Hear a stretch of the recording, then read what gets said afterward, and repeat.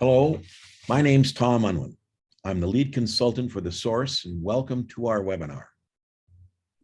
Our aim today is to provide 3 practical high-impact classroom management strategies principals can share with their teachers, and teachers can apply in their classrooms tomorrow. And to introduce Maggie Shulze and Yelana Johnson, our presenters. Maggie and Yelana have created a self-paced 5-module online program that includes hundreds of these kinds of strategies and teaches teachers how to apply them in their classroom. We'll explain more about this at the end of the webinar. Now I'll turn things over to Maggie and Yelana. Thanks, Tom. Good afternoon, everybody, wherever you're joining us from. I want to briefly introduce myself, then I'll pass it over to Yelana. My name's Maggie Shulze. My background is behavior. I started in this field about 20 years ago, working as a para in residential treatment. So kids lived and went to school at the facility because their behavior was too intense to be out in the community. From there, I taught in an inpatient psychiatry unit at a local hospital. I'm based in Washington State. Then I was a special ed teacher in public schools. I did that for a while, and then I decided to go back to school, and I got my doctorate focusing on implementation. How do we implement stuff that we know works for kids with and without disabilities?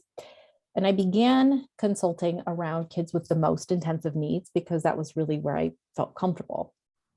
So I would go into schools when they were working with kids with tier 3 intensive needs, help them build behavior programs for these students, collect data, shift the programs as needed. And then what I found is that you could put this great plan together for this one kid, but if it was like Lord of the Flies everywhere else, no one really had the wherewithal to implement those strategies. So that's when I shifted to tier 1 universal systems work. So that's what I do now. I work in several schools and districts, supporting schools and building systems, behavior systems, primarily social emotional systems. I'm going to go ahead and pass it to Yelana, and she can introduce herself and give her background. Hi, everyone. Nice to meet you all. My name is Yelana, and I am a former 6th grade teacher from New York City, and I came out to Seattle to the University of Washington program to get my PhD in curriculum instruction. But my primary focus has always been classroom management. Even as a classroom teacher, that was really where I really focused a lot of my efforts in around how to create supportive and inclusive environments for my students. And when I went back to school to get my PhD, I decided to really focus on that even more. So my whole area of research is around culturally responsive classroom management and just that idea of how we create authentic and effective relationships across diversity and differences of students. So the classroom management approach that I really focus on is grounded in relationship building and cultivating communities where every child feels seen, valued, and heard. And I teach this class also at the University of Washington in their elementary ed program, and also do professional development in the state in this area. So we're really excited to be here today and just present a little snapshot of some of the work that we do. So our lens for classroom management is situated in this framework. We take a proactive approach to creating collaborative communities by implementing protocols that really create structure and predictability to help students feel empowered and connected to adults and their peers. And through this approach, this really helps foster equitable and respectful learning environments that increase feelings of safety and belonging. We also take an instructive approach by teaching students specific skills and scaffolds to help increase their agency and their ability to be able to self-regulate their own behaviors and to feel successful in school. And we take a responsive approach when we communicate and respond to students in ways which are mindful and respectful of who they are personally, socially, academically, culturally, behaviorally, and linguistically, to really ensure that we're providing the most appropriate supports needed. So I'm going to get started. And the goal today is to give you 3 low effort, high impact strategies to think about if you're still in school, as we are here in Washington State, then using it for the end of the year to get through that and wine. Okay. or to think about applying in the fall. So every school that I've been working in, which has been several throughout the school year, has said this is one of the hardest years they've ever seen. And what we know about behavior is that there is not a magic bullet. It is a series of strategies that we implement with consistency that we know work, that have evidence behind them. So we want to talk about a couple of those today. So the first one I'm going to touch on is providing acknowledgement. This is something that we're pretty good in elementary schools at doing. It tends to fall off as people move into middle school and high school. And when I think about behavioral feedback, I think of it as part of like a teaching loop, right? So we should teach behavior as intentionally as we teach academic skills. So we teach the skill, the kid does the skill, and then we close that feedback loop by saying, yeah, that's it. That's exactly what I wanted. We do this naturally with academic feedback, right? We give feedback on what they did well, but what if we extended that, particularly as kids move into middle school and high school, to behaviors that support academic learning, right? Like prioritization skills or organization skills, social interaction skills, that type of thing. It's interesting to me because if I know I'm getting in front of a group of professionals, I'm certainly not pulling stuff off Pinterest, right? I'm looking at stuff that's research-based.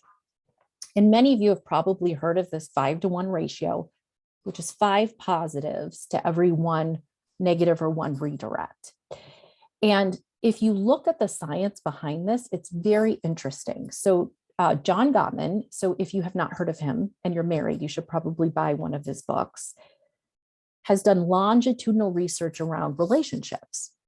And he has gotten to the point where he can watch a couple interact for 15 minutes and say with a very high degree of certainty whether or not that couple will stay together or not. And a lot of it is based on that 5-to-1 ratio. How many times are they giving positive feedback to negative? There's a researcher named Barbara Fredrickson from the University, UNC Chapel Hill. She and her colleague Lasada have done research on this in different areas. In fact, one was around workplaces. So they looked at teams in workplaces who were working toward a strategic goal. And they took note on what their positive to negative ratio was. And what they found is that high performing teams, high performing as measured by customer satisfaction, completion of the project, supervisor satisfaction, internal satisfaction among those groups had a 5 or a little above 5-to-1 ratio. Okay. Medium performing teams were like 3-to-1, low performing teams were less than 1-to-1. So what we know is that human beings thrive and grow with this 5-to-1 ratio. And there's this thing we all have in our brain, this negativity bias, which makes a lot of sense from an evolutionary standpoint, right? So in the past, distant past, if we knew something was negative, it could have been a matter of life and death, right? This berry that I ate that made me very, very sick. But that negativity bias has sort of outlived its usefulness, and it shows up in a lot of ways, which is why kids and adults benefit from outweighing that 1 negative to every 5 positives. And the truth is that most of us are well below this. I do it with my own kids. It really takes some training of your brain to notice kids doing the right thing more often than the wrong thing. But it's a really powerful way to shape and change behavior at the universal level for all kids, but especially as kids move up the triangle to needing targeted and intensive supports. Now, to support this, there are very often ticket systems or buck systems or point systems at schools to that we pair, right, with behavior specific praise to reinforce kids for doing the right thing. And I'm well aware that these are somewhat controversial. So some people say, well, you're bribing kids to do what they should be doing already. You are killing intrinsic motivation. I just want to be clear about something. The goal should be for any of these systems is to change adult behavior. It's to remind adults to notice kids doing the right thing more often than the wrong thing. They're proxies for relationship building. So if you're anti-ticket, anti-buck, I'm happy to talk with you more about it. It really is about the positive feedback, though. That's what we're going for with it.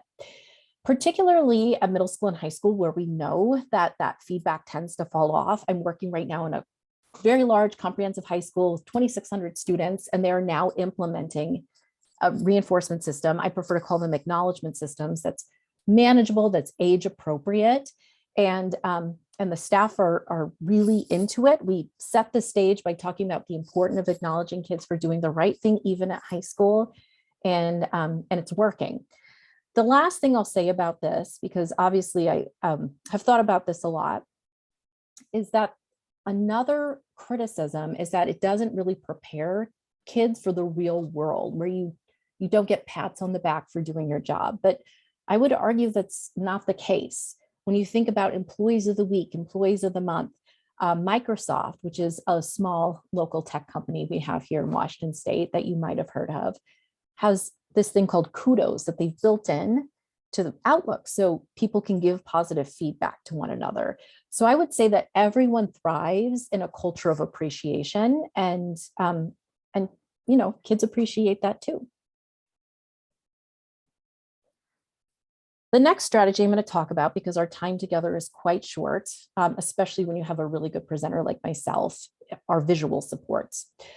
So the purpose of visual supports doesn't matter if you're pre-K up through high school, it's static information, okay? It is a standing cue for students so that they know, where should my body be? What should I be doing right now? What should I do when I'm done with this current task?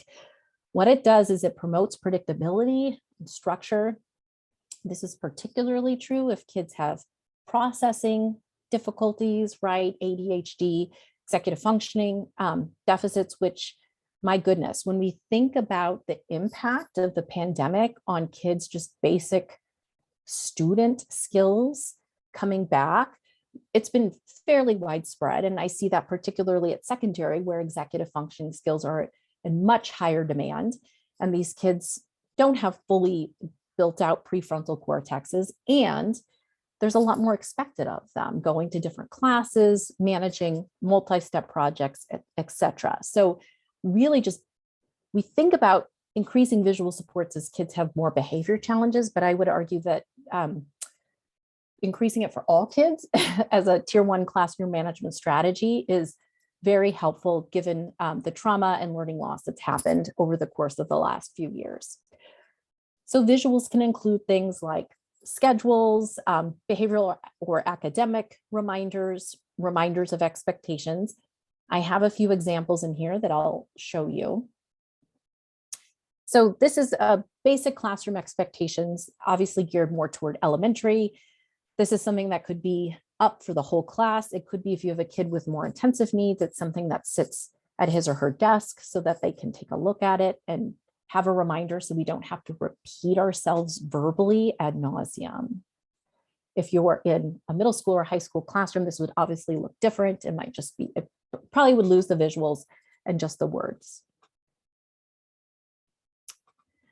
These are a couple examples of different classrooms I've been in. I had the opportunity to observe in a lot of classrooms throughout Washington State, Montana, and I like to pull examples. So here are voice levels, very helpful as a teacher to have that in place and concrete, even more helpful if you have school-wide voice level rules, so kids have that predictability every year.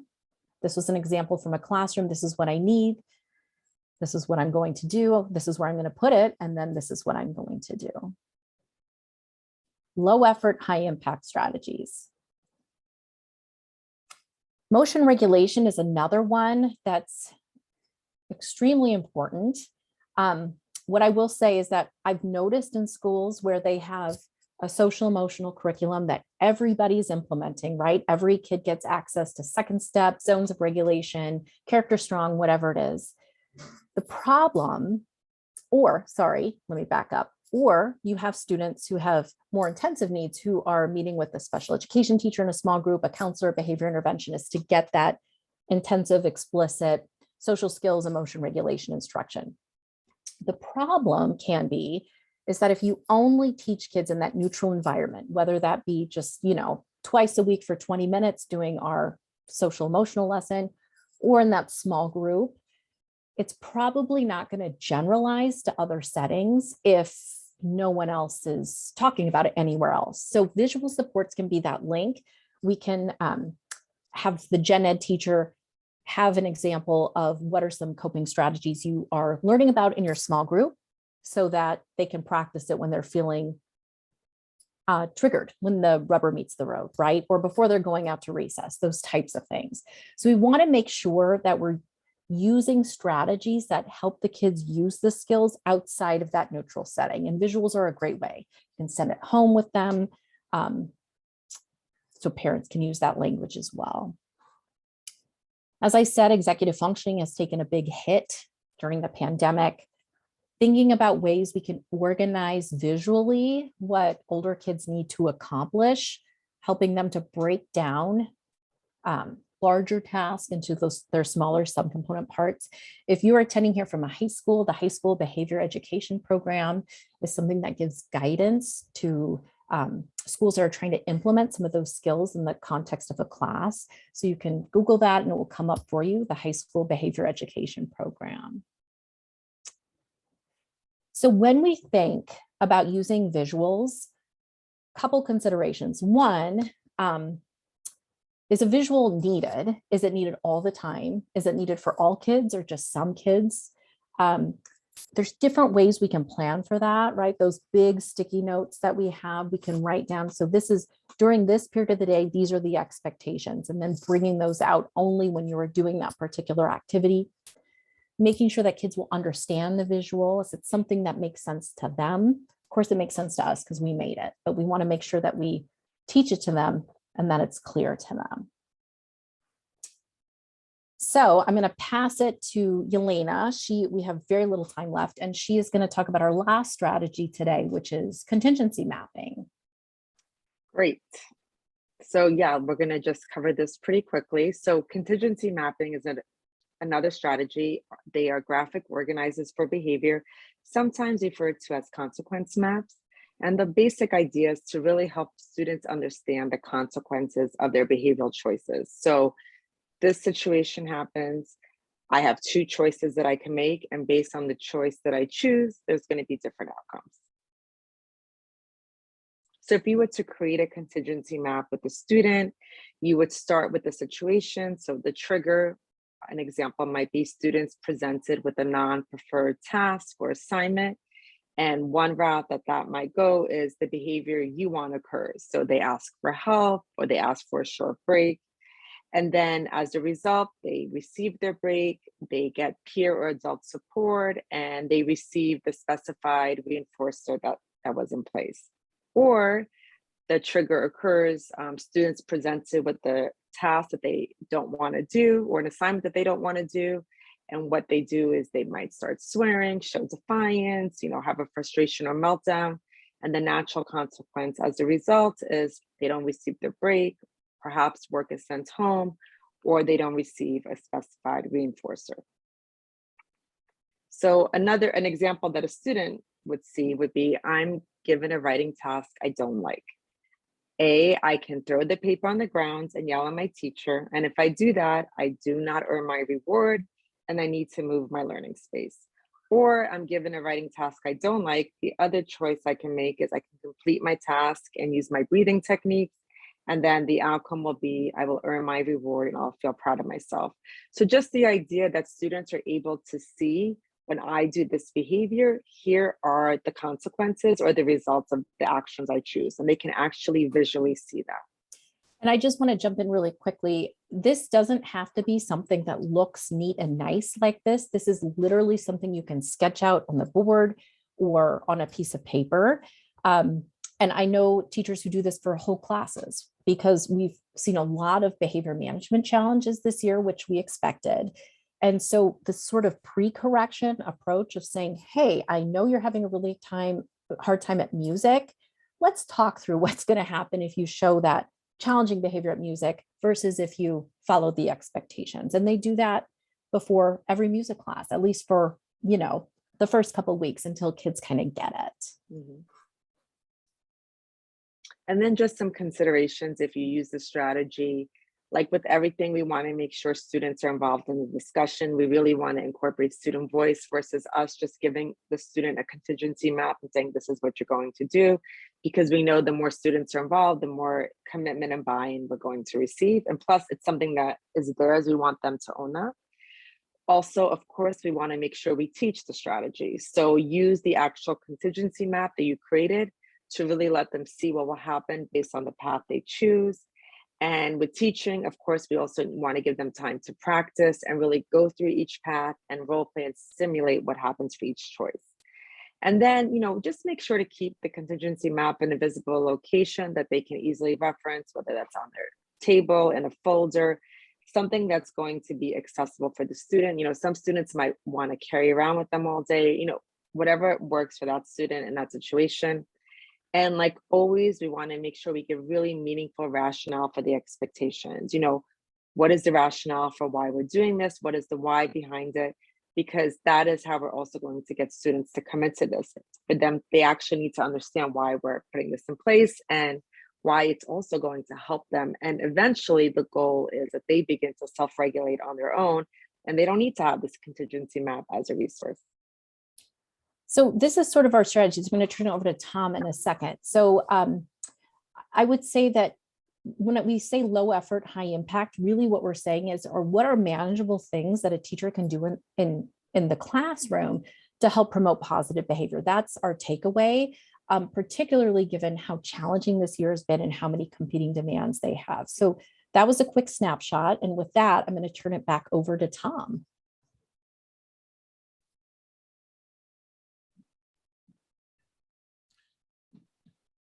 Thank Tom, you, Maggie and oh, there you Yelana. go. Mm-hmm. Yeah. We understand how important this topic is for teachers and principals. And we know these kinds of sessions can provide outstanding takeaways and nuggets teachers can use in their classrooms.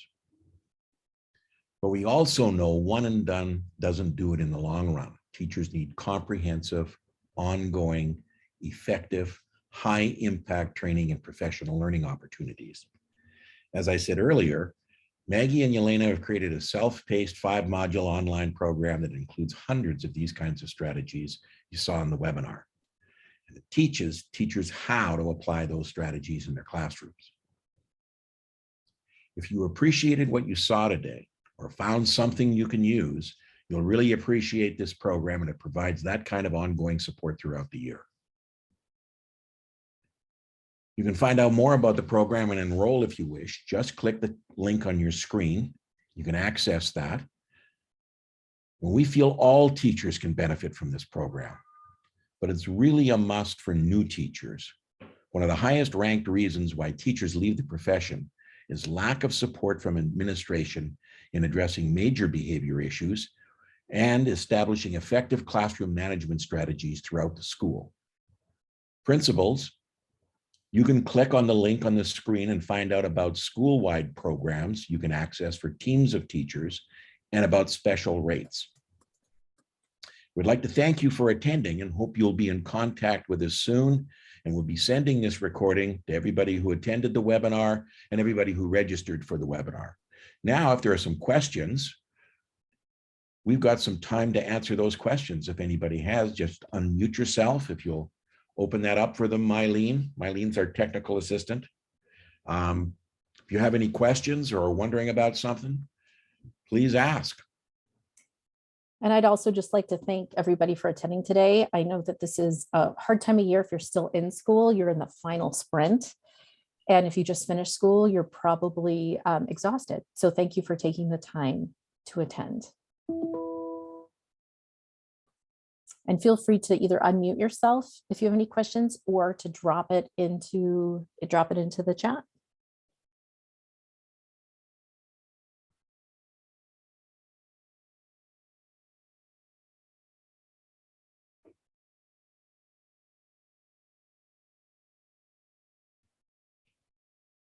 Somebody just arrived. I'll let them in.